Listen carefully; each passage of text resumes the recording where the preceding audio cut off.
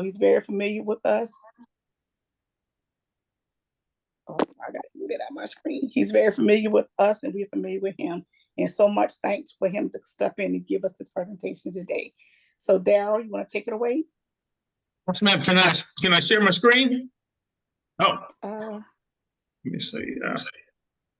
See if I can share my screen. How's everybody doing this afternoon?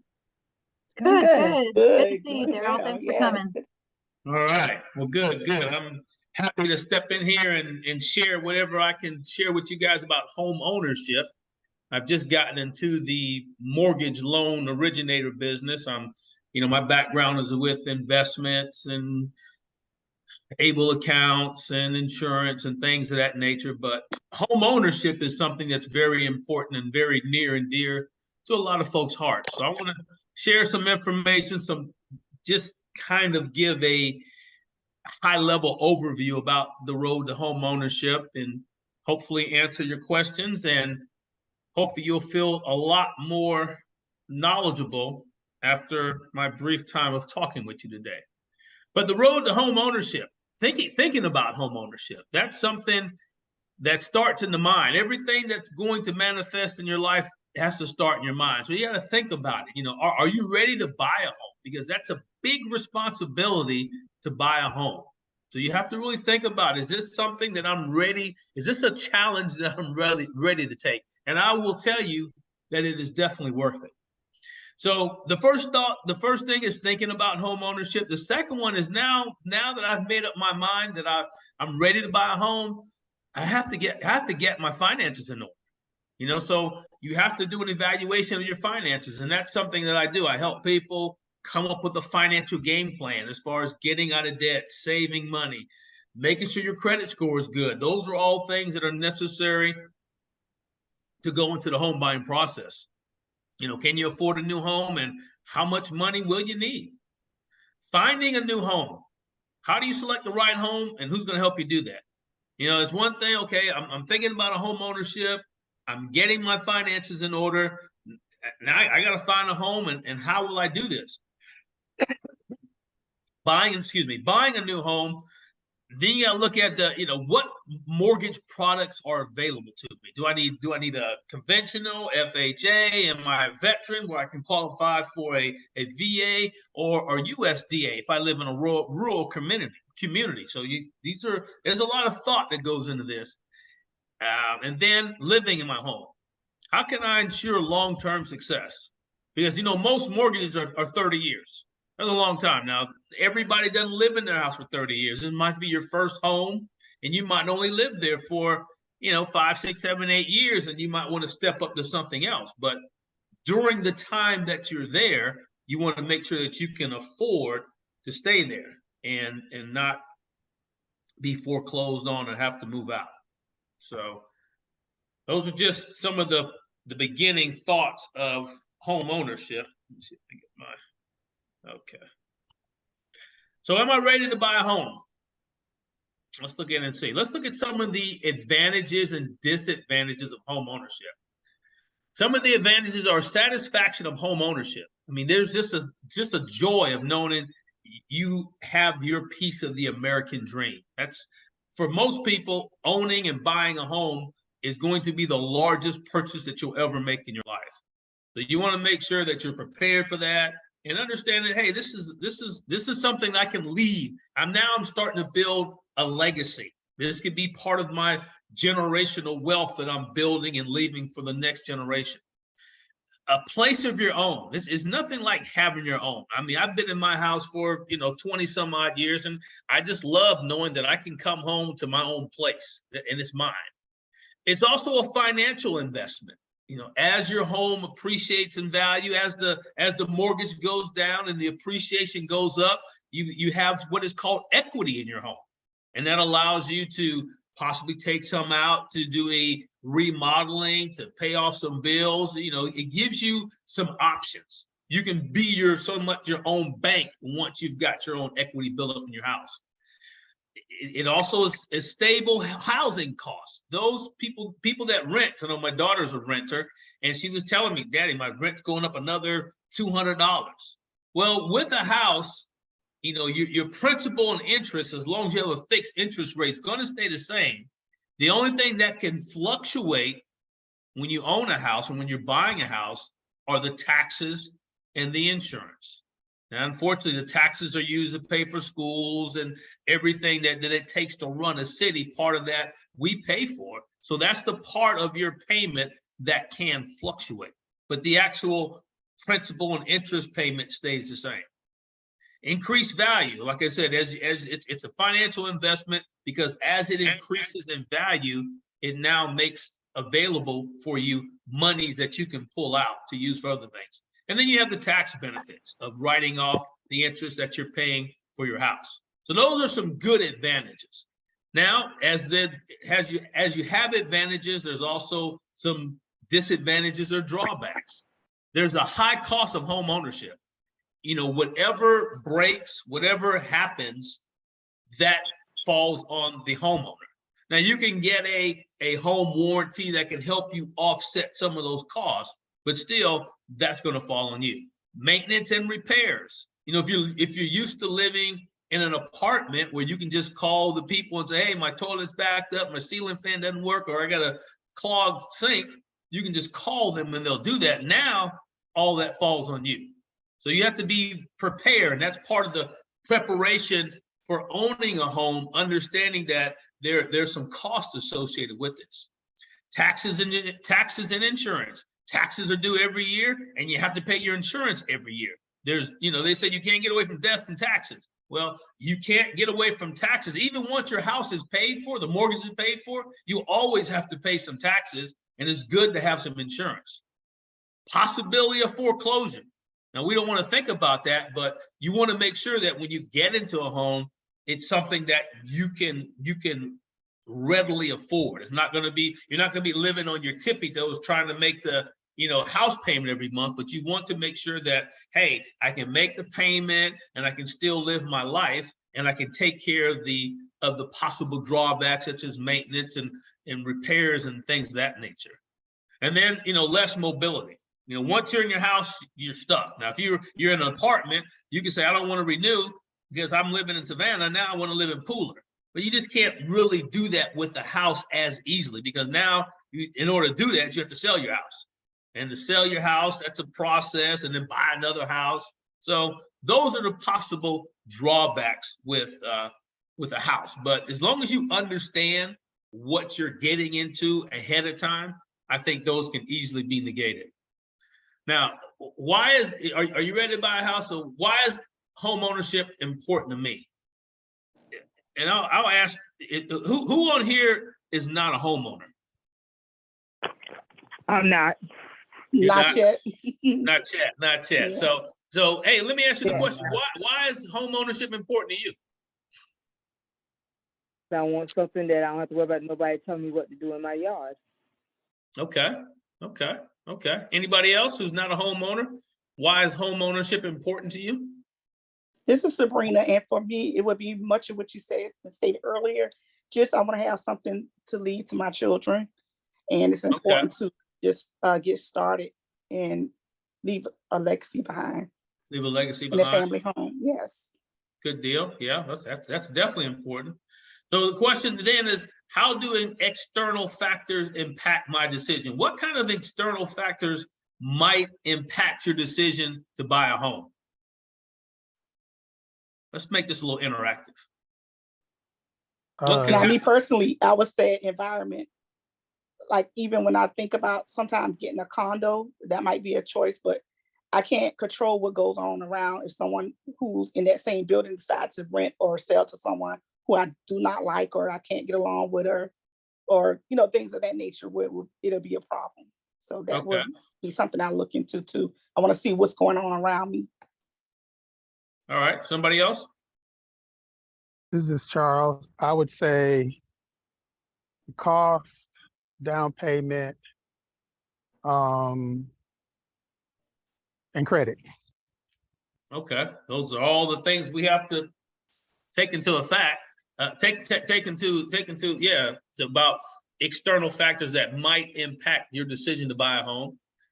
There's a question, can I afford it? And is my job secure?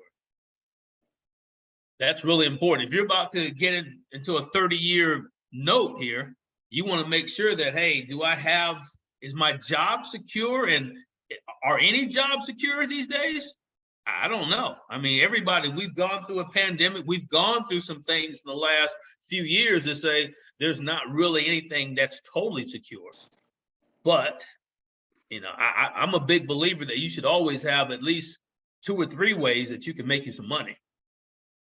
But when you're going into a house, you want to say, hey, can I afford this? And is my job secure? And then what benefits will home ownership provide for you? And I think we talked about that, the stability, the being able to build something that you can leave to the next generation. You're talking about financial independence, generational wealth. And then, hey, are you going to stay in your home for at least 5 years? Now, most of the down payment assisted programs that offer down payment assistance, that's usually the caveat, is that you have to be in that home for 5 years. And then they'll usually forgive the money that they've given you to help you get into a home, at least 5 years. So if you get out before 5 years, then you might have to repay that money back. But, you know, if you don't plan on being there that long, I mean, I don't know what's your reason for getting into a home, unless you're planning to get into a home to build your credit and then possibly use that as a rental property or investment property to move on to something else. So there could be a lot of reasons why you're doing that. And there's a lot of reasons why people buy homes and don't stay in them for a long time, because they have other objectives. Any questions or comments about this section? About, are you ready to buy a home? Okay. So how are my finances? Can I afford a home, and how much money will I need? That's really important. What are your finances looking like? Do you live do you have a spending plan or a budget in place? Are you managing your money? Because this is a big deal here. And the mortgage companies are going to make sure that you are managing your money, making sure you have money saved, how you're paying your bills, your credit score. All that goes into effect when you're looking to get a loan, when you're looking to get a mortgage. So here's how about getting your finances in order. Get my credit in order. And the first thing I think you need to do is order your credit report. I believe if you haven't ordered your credit report, I'm going to show it here in a minute, but you need to make sure you order all 3 of your credit reports to see what it says about you out there in the credit world. Even before you go to see if you can qualify, hey, Get your credit report and look over that. Reduce or eliminate debt. If you have a lot of bills or credit cards or things of that nature, you want to reduce or eliminate that, because going into your home, you don't want to have a lot of other things you have to pay for, because that mortgage and the maintaining of that house is it can take up a lot of your income. How much can I afford, and how much money will I need? And how much house can you afford is going to be based upon your income, your debt to income ratio, your credit score. There's a lot of things involved in that. And how much money will you need is going to be based upon what type of program that you're trying to get into, whether it's going to be a conventional FHA, VA, or USDA. And also to establish a budget for my new home. Okay, I got my payment is going to consist of, most of the time, your principal and interest, taxes and insurance. Okay, so let's say that's $1,500 a month. All right, so that takes care of that. But you know, you still got light bill, you still have water bill, you still have other stuff in your life that's going on. So when you're thinking about this, when you're looking at getting into a house, take all of that into consideration, because that other stuff doesn't stop. And then the possibility of maintenance and repairs and things that just might come up. You want to set aside, I would say, set aside a fund for house maintenance, where every month you're putting in $50 to $100 just in case something comes up. Now, if you have a home warranty, a lot of times you can call those folks and it's a $75 to $100 like fee that you pay, and then they'll come and fix stuff, but they may not fix everything. So just be prepared. Now, here's how, and ordering your credit report, I suggest everybody go to annualcreditreport.com, where it's free. and you can receive all three: Experian, Equifax, and TransUnion. All right. But your credit score is made up of these 5 components. Number 1 is your payment history, and that's your past payment history. So what can you do about your past payment history? Nothing. Nothing. But moving forward, you can start paying your bills on time. That's what that's looking at. How do you pay your bills? Do you pay your bills on time? Because if I'm about to extend you a loan for 360 months, I want to make sure that you can pay your bills on time. So your payment history accounts for 35% of your credit score. Amounts owed to all creditors, how much debt you have, accounts for 30% of your credit score. So what can you do about the debt that you owe? Pay it. You can pay it off, pay it down, pay it off. All right. So between payment history and debt owed, those 2 categories right there account for 2/3 of your credit score. So I would recommend to you, pay your bills on time and get your debt levels as close to 0 as possible. Okay. Another 15% is based upon the length of your credit history. Have you had credit for a couple months, a couple years, a couple of decades? See, it matters when you're doing this. And then the amount of new credit, 10%. Are you constantly applying for new credit? That doesn't look good. I would say, my personal, hey, have you maybe 2 credit cards that you use and you don't go over the 30% utilization rate, meaning that if a credit card has a limit of $1,000, you don't want to put no more than $300 on there to keep it within that utilization rate. All right. And then make sure you're paying it on time and you're paying it off. And then the last 10%, the types of credit in use: car loans, installment loans, student loans, just different types of credit. What types of credit have you had? So those are the 5 components that make up your credit score. And like I was saying, your payment history and the amount of debt that you have accounts for 2/3 of that. Any questions about that? Okay. I have I guess it's about that. Unless if you're gonna get to it later, we can skip it. What's the difference between the Advantage and the FICO? Okay. The Advantage is a newer score that some companies are using. FICO is pretty much the standard bearer out there. Most companies use the FICO score, but the Advantage score is something new on the horizon. Okay. That help you out? Mm-hmm. Okay. So let's look at loan types and minimum credit score. So if you're going for a conventional loan, it's going to normally be, you're going to have a minimum credit score of 620. In FHA, you can usually have a little less credit score, and it's sometimes a little bit easier to get into an FHA. But with an FHA, normally you have to put down 3%, and you're going to have mortgage insurance, which, along with your principal, interest, taxes, and insurance, and that insurance is just your homeowner's insurance, you may have to have mortgage insurance. And what that insurance does, it protects the lender in case you default.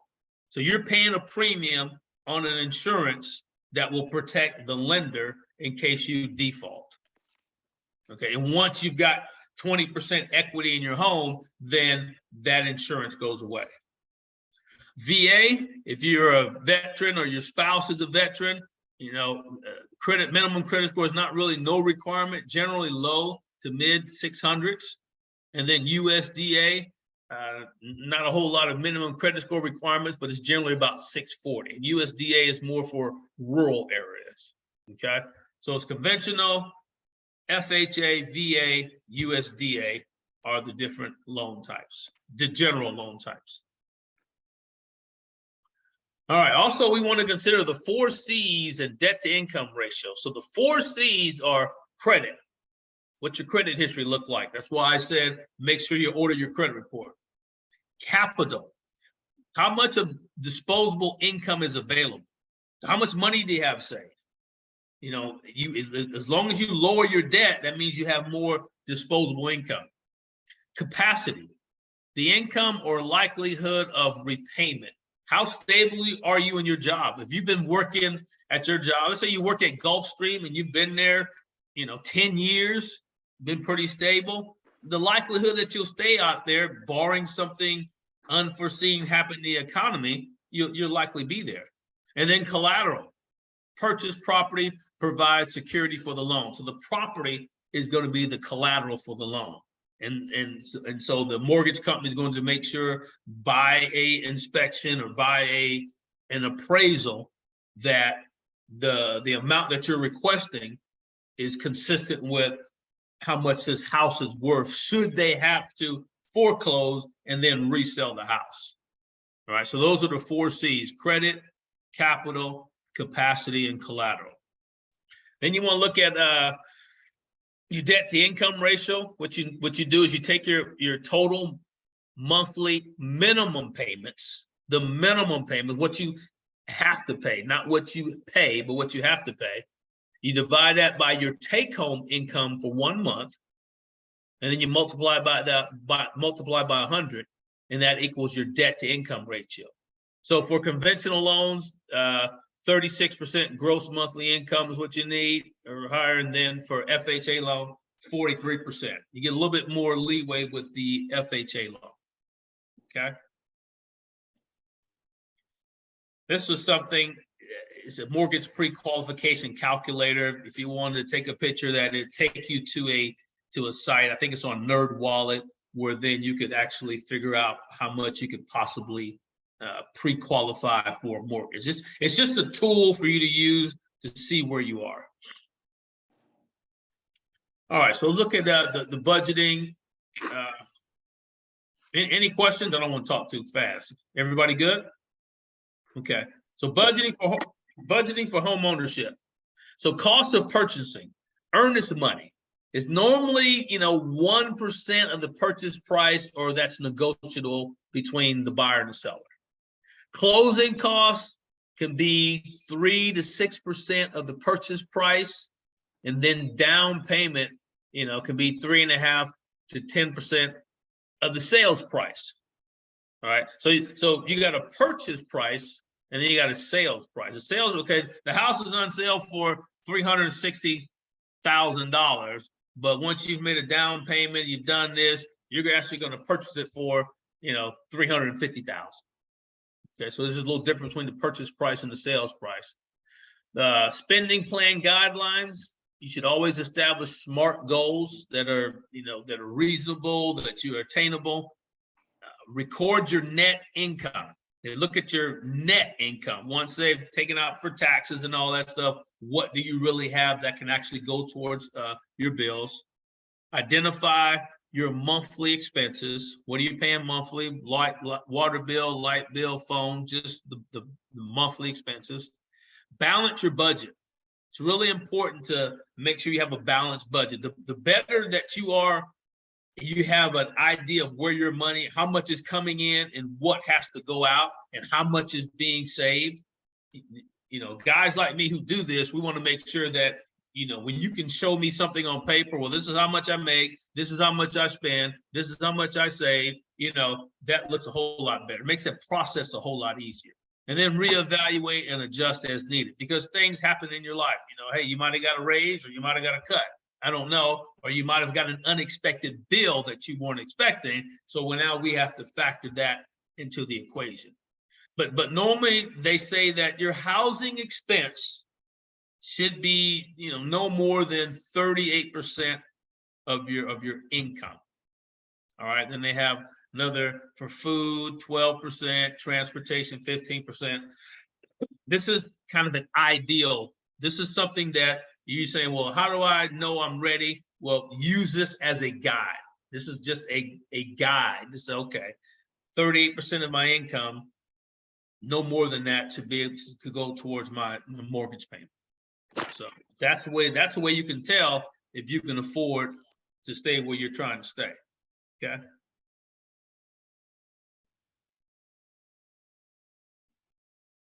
How do I select the right home, and who will help me? You know, that's a big question there. How do I select the right home? Where do you want to live? You know, you have to decide where you want to live. If you have children involved, you have to think about schooling, neighborhood, safety, grocery store, closeness to where you work. These are all factors that you should be taking into account when you're thinking about how do I select the right home and who will help me. I mean, you can have friends, or I suggest you get you a realtor. Realtors really know, that's what they do. You can tell them what you're looking for. What, you know, I want a 3-bedroom, 2-bath. I need a backyard, and I need to be in this school district, or I need to be by this place because I work in this area. That's who can help you with that process. So finding your new home, where do I want to live? Who's on my home buying team? The MVPs of my home buying team, and safeguards for home ownership. So here's an idea of who your home buying team is. First, you want to have a mortgage representative, MLO like myself, knows financing and specifics about loans and the qualification process. Next, you want to have a real estate agent who knows the property and the communities and is knowledgeable about the communities where you may want to live. So they might know some things that you don't know. So these people are very knowledgeable in what they do. This is what they do every day. So I think it's to your advantage to have a real estate agent. Now, an inspector.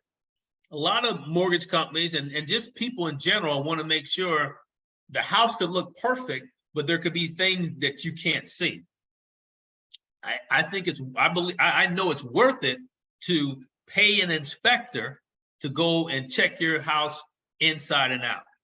All right, from the roof to the foundation, to the air conditioning, to the plumbing. You want to make sure that what you're buying, what you're seeing is what you're getting, all right? An insurance agent can help assess and plan for the risks, you know, because you're going to need homeowners insurance. An appraiser, most mortgage companies are going to want an appraiser because an appraiser understands the value of the property and makes sure the home investment is sound. You know, if the people want $200,000 for the home, but it gets appraised at $150,000, you know, you might say, hey, this house is the mortgage company is not going to give you $200,000 when it only appraised for $150,000. So they might say, hey, we'll give you $150,000, and if you want to pay $200,000, you're gonna have to come up with that other $50,000 yourself. So I would just stick with it. The appraiser said it's not worth that, even though the seller of the home wants that. You know, you've got choices. And then you're going to have an attorney who understands the laws and ensures the home purchase transaction is legal. Title insurance, making sure this can seem like a very overwhelming and daunting process, but once you have the right professionals, from the mortgage representative, the real estate agent, the inspector, the insurance agent, the appraiser, and the attorney, this is your team. And each one of these people knows something different about the process that can help you make this process of buying a home a lot smoother and a lot easier to understand.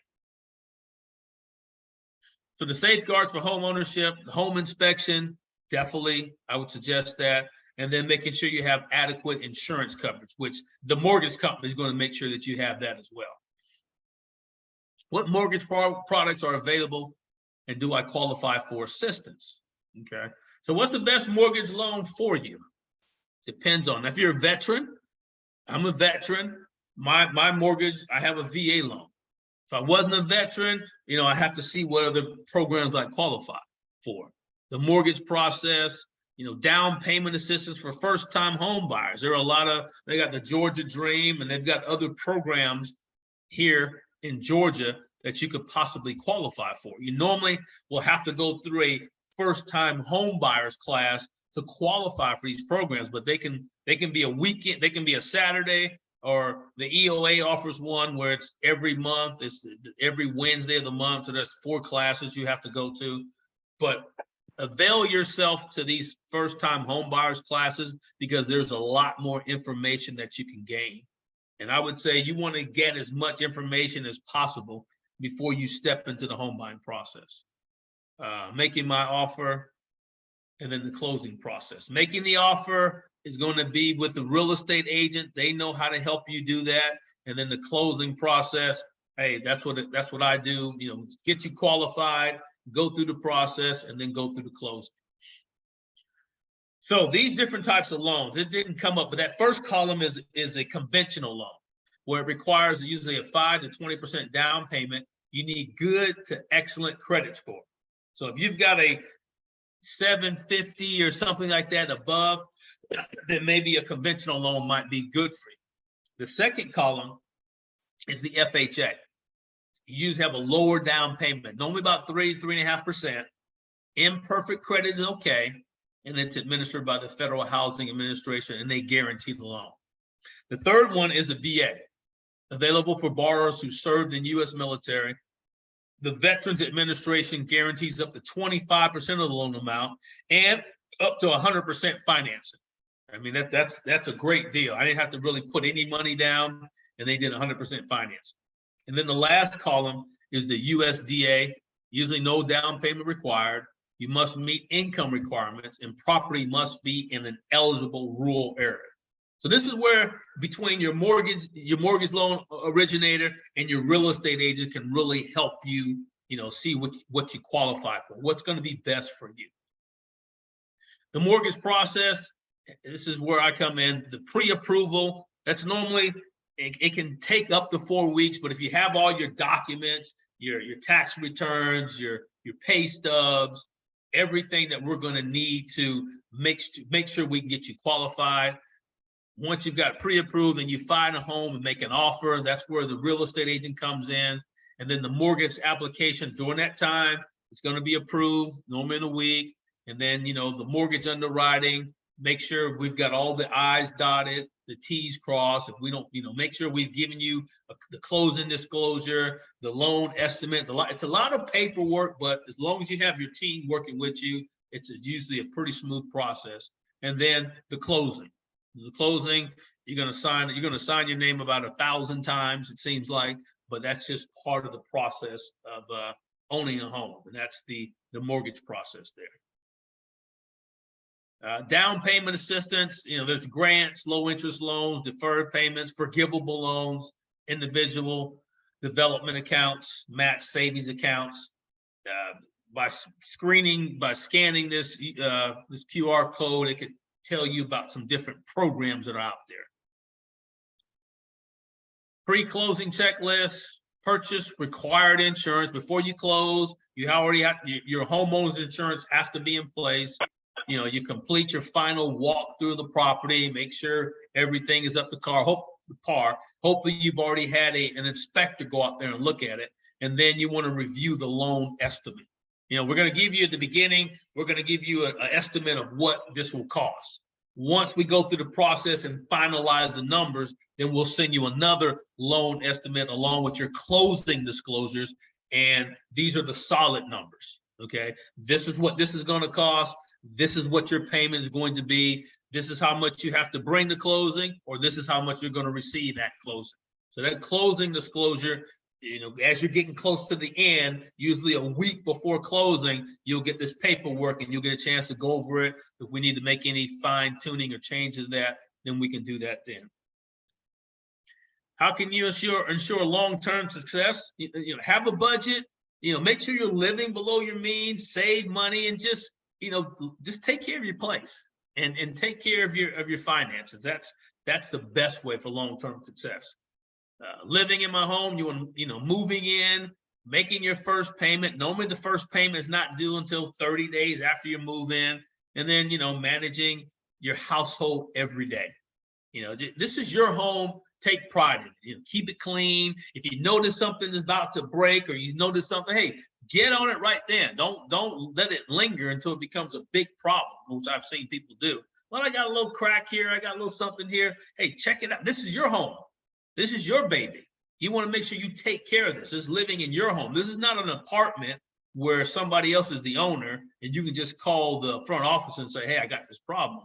You have to get on that. So you might have to read books on maybe minor repairs. I mean, I think you should be invested in your home. It's like your body. I went to the doctor and some of my numbers were a little bit higher or lower than they need to be. So I'm invested in, changing my diet and doing this, but this is because this is my body. and I want to make sure I take care of it. Your home, that's your home. So you want to make sure you're doing the things that you need to do to maintain your property. Move-in checklist, contact utility companies and make moving arrangements, update billing address and forward mail. After closing, contact county about homeowners exemptions. That's something important that you want to look at, because there's, once you move in, there's certain things that you might qualify for. Visit your county or local tax assessor's website. Prepare to make your first payment, and create a home maintenance schedule. It's summertime. We're running our air conditioner. Hey, once a month, you might need to change the filter. All right, you want pest control. You might want to hire a pest control company or do it yourself. Cutting your grass. I've got to the point now I don't cut my grass. I got somebody else cutting my grass, because cutting your grass, some people love that. It's very therapeutic, and I did for a while. But once I got a little older, I said, you know what? Let me let somebody else do this. I'm going to maintain the lawnmower. I have to buy gas. I have to, it's just easy for me to pay somebody who already does that to do that for me. So you have to figure out, make a checklist, and see what's going to work best for you for maintaining your home. Seek help when you need it. There's, if you get into some problems, you see your finances are about to change for the worse, before they get there, try to seek some help, some foreclosure counseling, just reach out to somebody and say, hey, I might be having some problems. It's like with your credit. I tell people, if you have a credit card, you can't make your payment, call those folks and communicate with them. The same thing with your house. With your credit card, it's just going to look bad on your credit report. But with your house, there's a possibility, it could be foreclosed on. So you want to just make sure that you're very responsible as it pertains to your house and your finances, and if you can see something coming down the road. All right. Oh, I think that's the end of that. So I'm gonna stop sharing and ask if any questions. I hope I answered some questions, gave you some food for thought. Any questions or comments? I had a question and a comment. Okay. My question is, if you get more than one appraisal and they're significantly different, which one does the mortgage or bank go with? Mortgage company or bank go with? Well, they normally, I don't know. There's sometimes when they will require a second appraisal, but normally they already have a list of appraisers that they want you to use. So they know that these appraisers are, they're good.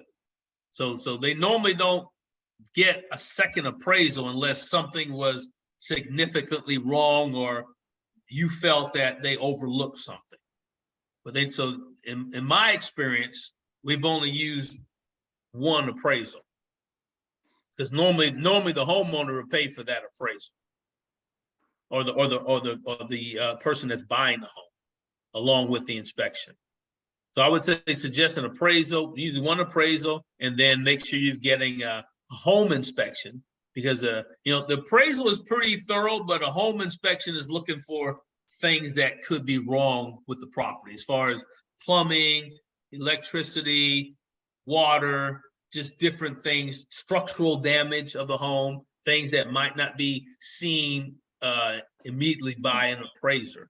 So as long as you're getting a home inspection, and then the company is only going to require you to get one appraisal unless something was detrimentally wrong with that appraisal.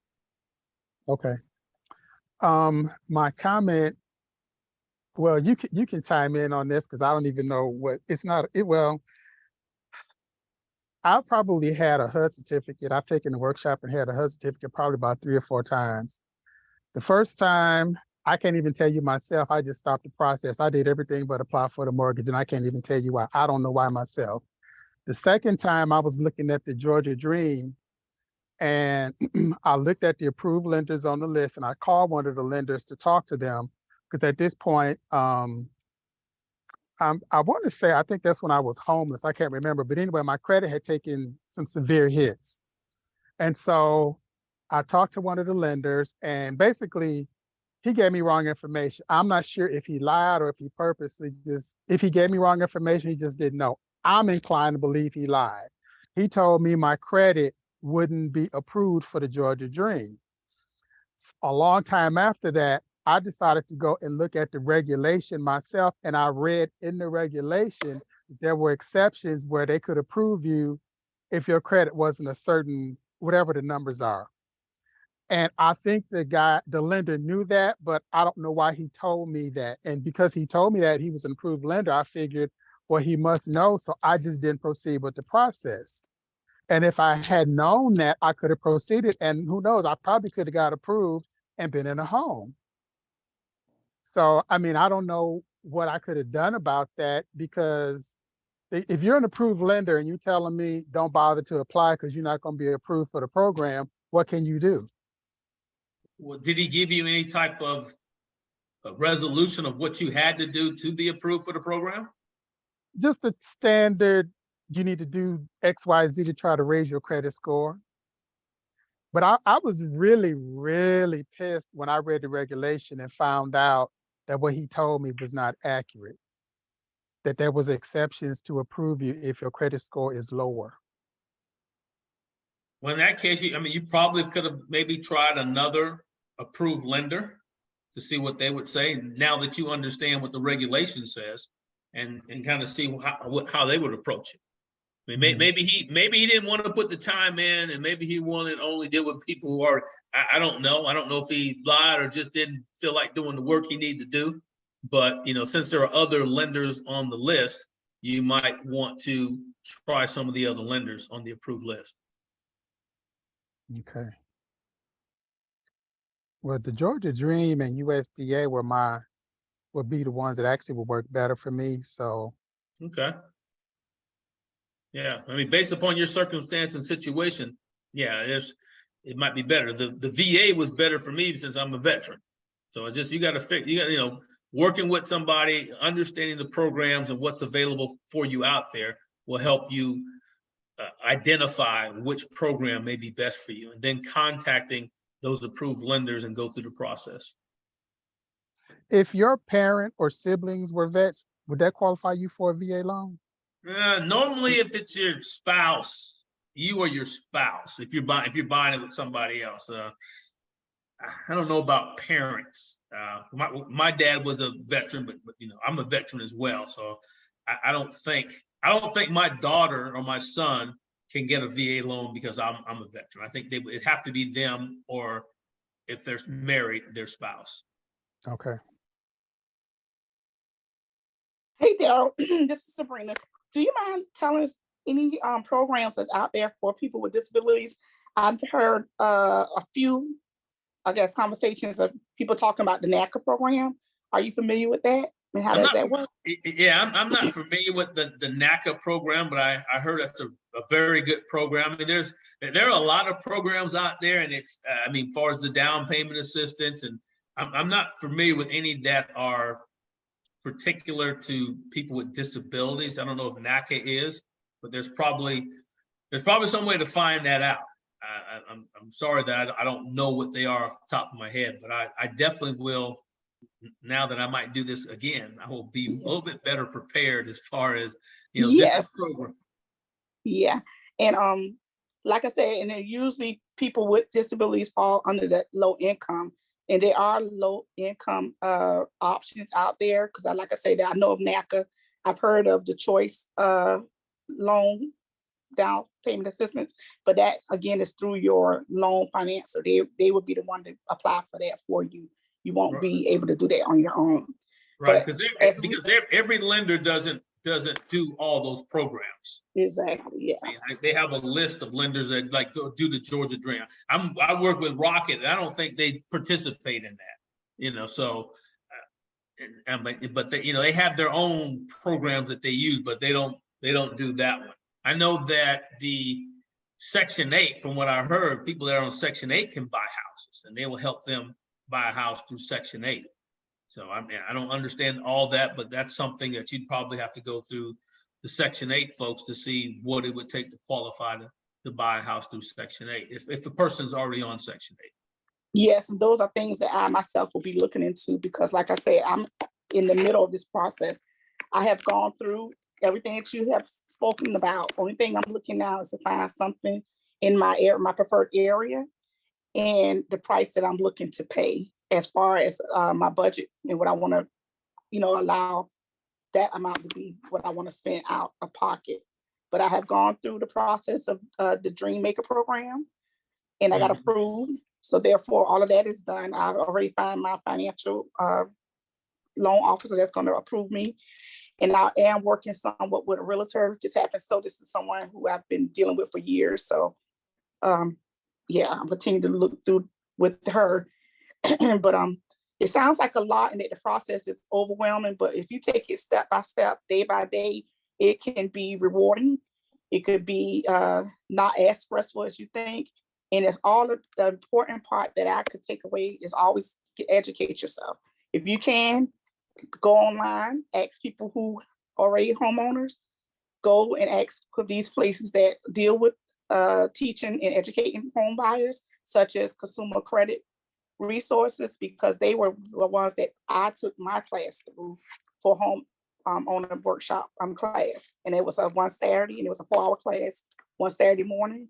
And even with that being said, after the class, they give an opportunity to have a one-on-one time set up with you, just to go over the basic steps and help you financial with planning and looking at your budget and looking at what else are you required to have. And also people like Daryl, who is so knowledgeable of just getting your finances and helping you to, see where you need to be and putting that credit for you. Because that was one of the first steps that I did was, like you say, look at the credit. And then I say, okay, well, what's next? So just having somebody to answer the what's next is important. So you want to make sure you get a good group of people behind you and helping you to, go through this process. And being that I am visually impaired, as I'm looking at houses, I'll take somebody with me. And I went a couple of times, and it was things that my thing is location, location, location. I want to be in a good location because I don't drive. So I need to be centrally where I'm surrounded by shopping centers and just things that's easy and convenient for me to get to. Should I have to take an Uber or a Lyft? And then just having somebody with good eyes to go in the house and see, how does that look? Do you think this will look better this way? Or you think that's a problem that I'm going to want to deal with later on down the line? So just always about having a good team and support behind you. Yeah, definitely want to have a team because there's nothing, the more people you have, you want to surround yourself with some wise counsel. That's, yes, the MLO, the real estate agent, to different people that you need to have on your team. So I thought that was very good, Sabrina. You're actually in the fight and you're giving a great testimony. Yes. And even one thing that I did learn was being that I said the people who I'm working with have been with me I've been a consumer there for years. But it's also good to have a second and third opinion, just like a doctor office. You want to get some different opinions. I don't want to just stick my fork and say, okay, I'm done with them because I'm going to stay with them and that's it. But no, I was open to even trying other mortgage companies and looking around, because it's best that you do your due diligence and get the best deals for yourself, because no one knows your finances better than you. So, and even when it came down to saving money, just make sure that you save enough and have enough. Now, I would say that was one question that nobody had an answer to when it comes to how much do you think I need to save? Everybody is vague on that. I don't know. So I just say to as much as I possibly could, because no one can give me a definite answer on how much you need to have saved. Is that something common, Daryl, that people often ask you? Like, how much do you need to bring to the table? Right. Once you start going through the process, you'll depend upon what type of loan. Like for me, for a VA loan, I'd have to have any money because they did 100% financing. But FHA, you got to have at least probably 3%, at least for down payment, maybe closing costs, maybe incidentals like paying for an appraisal, paying for an inspector. That could be another, appraisal could be $500 to $700. An inspector could be, $300 to $400. So, if you had, I'd say a ballpark, $8,000 to $10,000 that you had set aside for the incidentals and down payments, and you were getting down payment assistance, but having a good chunk of money just in case, and even if you don't have to use it for closing costs or anything, when you move into your home, there may be some costs that are associated with moving into your home. So just having, a $5,000 to $10,000 is probably a good bit to have. You know, not knowing how much you might need for down payment. Yes. This is And see, that Charles was my again. thing, because Oh, I sorry. said I started this process of, I originally started a year ago, but I said, you know, at that point, I was only on the job for a year and a half. So I said, you know what, I'm gonna take this next year to get more work history behind me, as well as build my my bank up towards what I want to put down. But when you do save, my thing is now I don't want to put down. I want them to give me closing costs. I want to take that money and buy little incidentals or things that, you know, no house is going to be exactly how you want. So you may want to do some minor repairs or change this wall colors or things like that. So yeah, that would be my I guess next suggestion. Save money toward that as well. So you can put your own touches into whatever place you find. Whether it's getting new bedroom, you know, getting more furniture or new appliances, things like that. Because as I look at the houses that I've looked at, I've seen some that come with nice appliances, and then some that did not. Where immediately when I say, "Oh, I'm gonna have to change that," I don't, you know, I don't want those appliances. I want to change it out. So it's always That good brings to up a stay. question too, Daryl. This is Angel. One of the questions is, when you're looking at options for a specific home and you do recognize that you do need to update certain things, how practical is it to roll some of those expenses actually into the mortgage? Like if you know that you're going to have to do new floors or new carpet or new appliances, and you just don't have that extra money, would it be feasible or practical to roll those into the mortgage itself? It depends how much. I mean, if you have some more room that you could, let's say you qualify for 300,000, but you only use 250. There's a possibility maybe they can give you some more money to do those things.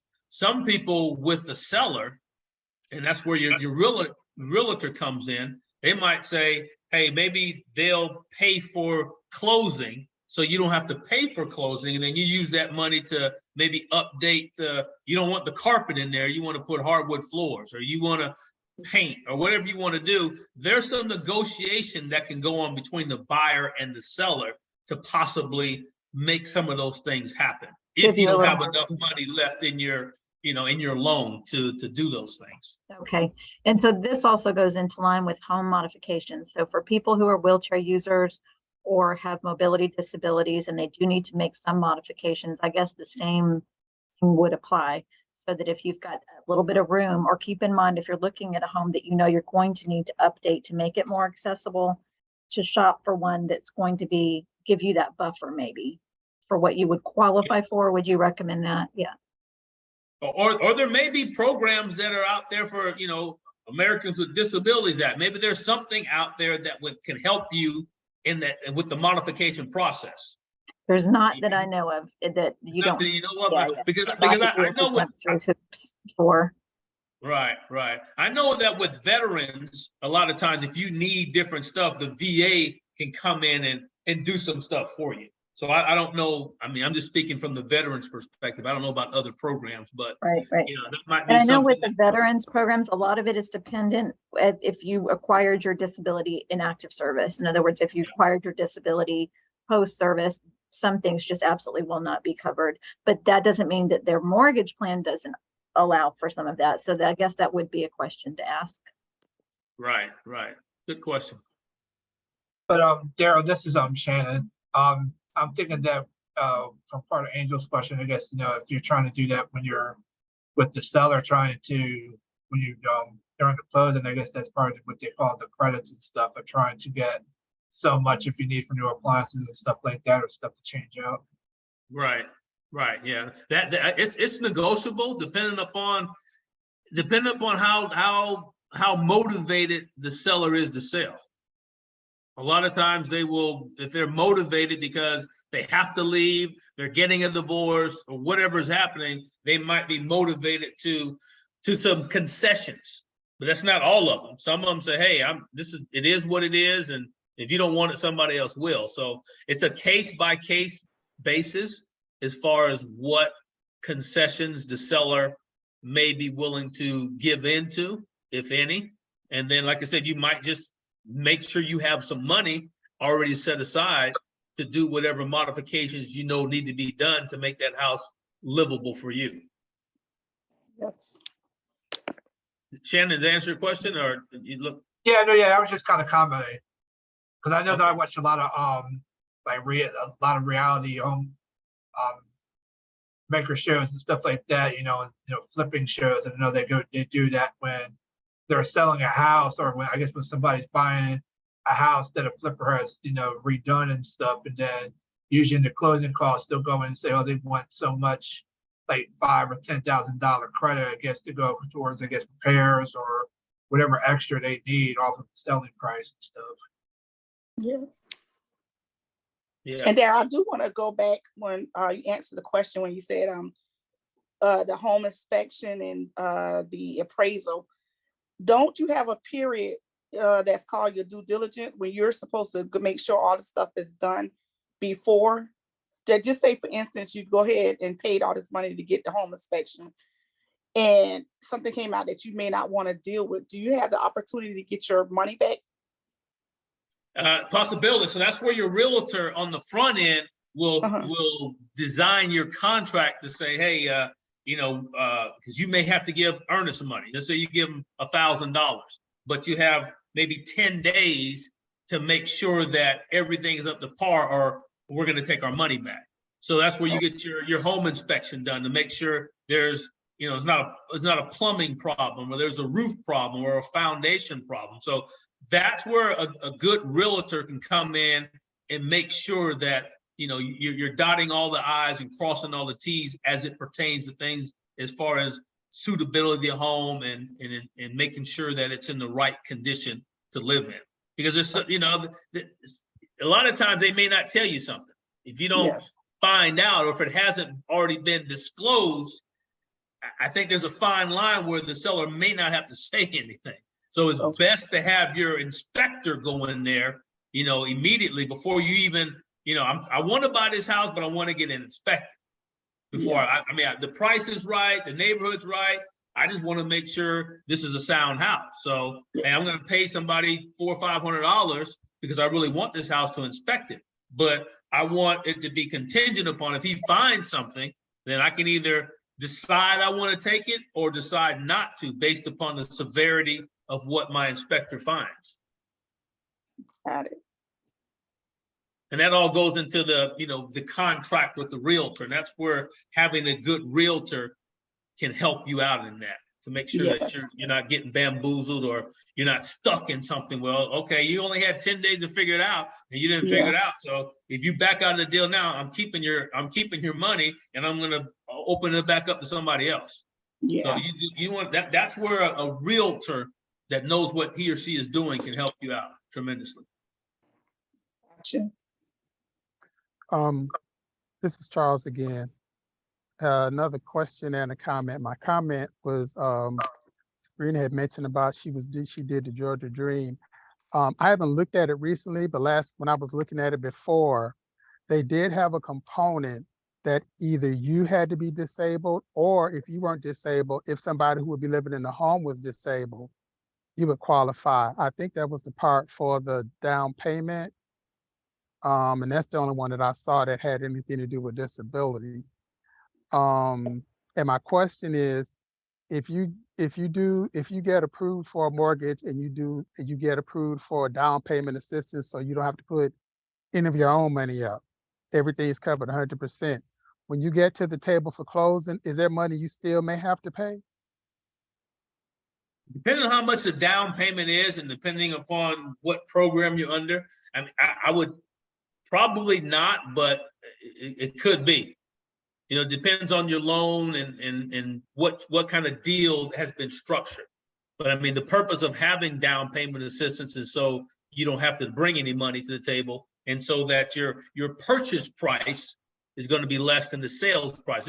If you're looking at a house at $230,000 and you've been given $30,000 down payment assistance, then now you're looking at a purchase price of $200,000, which is going to be less cost than a purchase price of $230,000.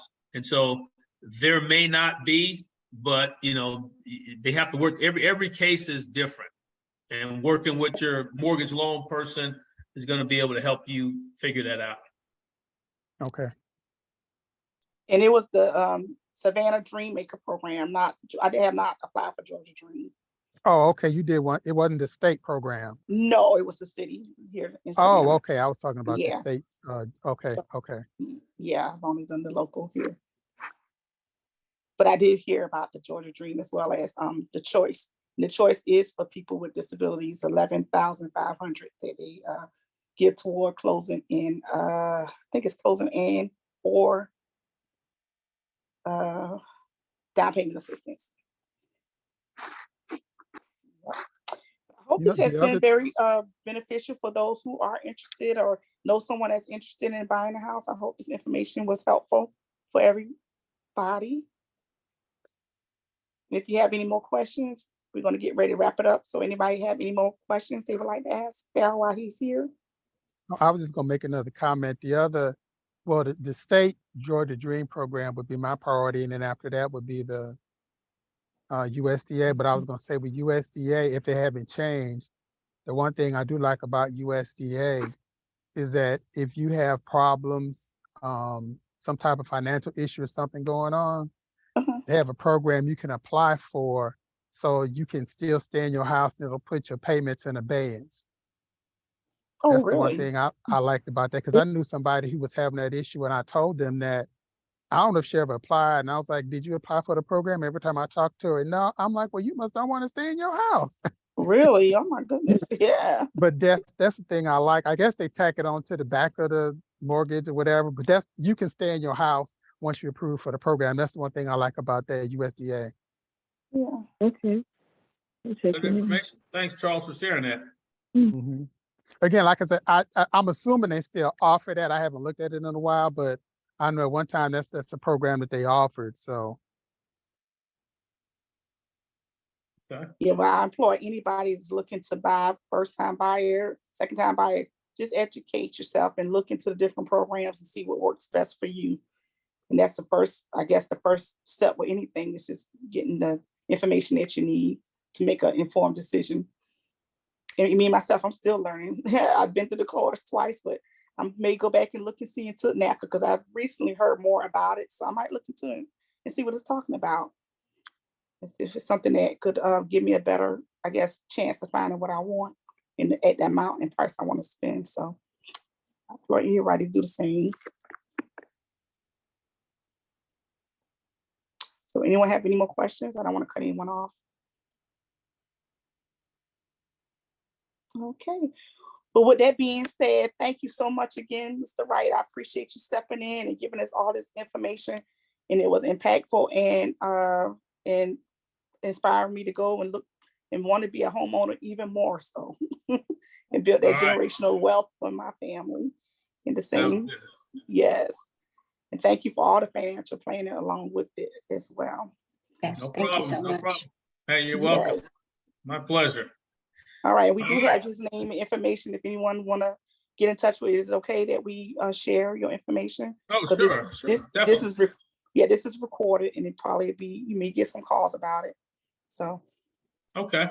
Sounds good. Appreciate you guys allowing me to share my limited information with you. But it's a lot of information out there. I like to say, make sure you have a team of folks that you're working with. That's really key. Yes. All right. Again, everybody, thank you for joining us this afternoon. And next week, we have our social club, and that is in person. We'll be watching a matinee. So come, ready to sit down and enjoy chit chat during the movie or not, depending on the person. And if you're one of those ones that talk through the movie or not, we'll be glad to have you. So until next week, thank you guys again and have a great afternoon. All right. Thank you. Bye, everyone. Bye. Thank you.